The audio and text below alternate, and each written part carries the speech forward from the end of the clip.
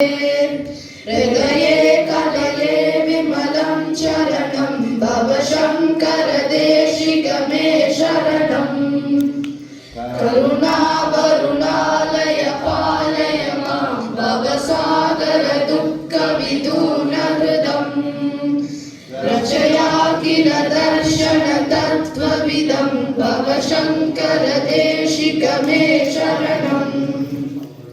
वरदा जनता सुहिता भविता निजबोध विचारण चारुमते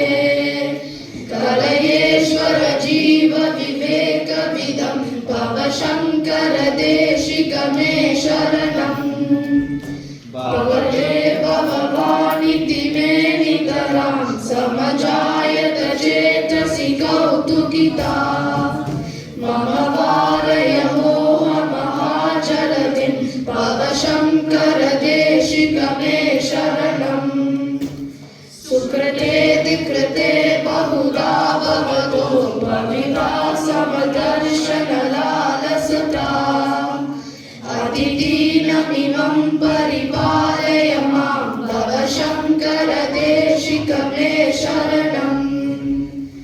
जगतां भवितुं कलिता कृतयो विचरन्ति महामहसच्चलतः